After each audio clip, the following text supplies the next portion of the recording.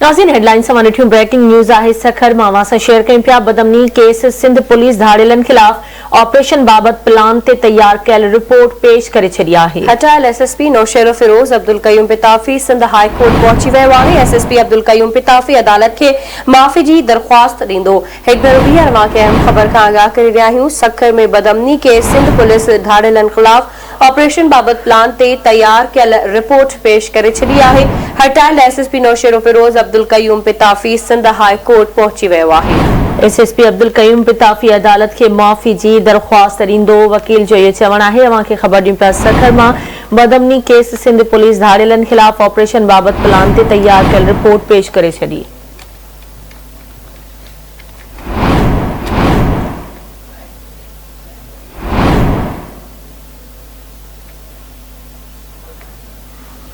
तफ़सील मालूम कंदासीं। असां सां लाइन ते मौजूद आहे सखर मां आवाज़ न्यूज़ रिपोर्टर मोरड़ो महर। जी मोरड़ो, छा तफ़सील आहिनि, आगाह कजो।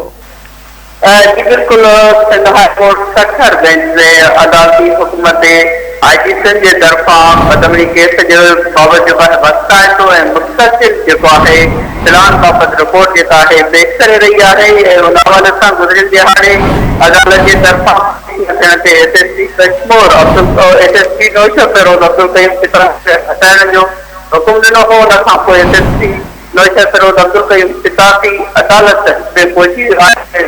चवण आहे त अब्दुल कयूम पिताफ़ी जेको आहे अदालत खां माफ़ीअ जी दरख़्वास्त ॾींदो। हिन वक़्तु एसएसपी अदालत में मौजूद आहे ऐं पुलिस जे तरफ़ां वस्ताइतो ऐं मुस्तक़िल जेको आहे प्लान बाबति ऑपरेशन बाबति रिपोर्ट पेश करे। ठीक आहे, महिरबानी मोरड़ो महर आगाह करण जे लाइ।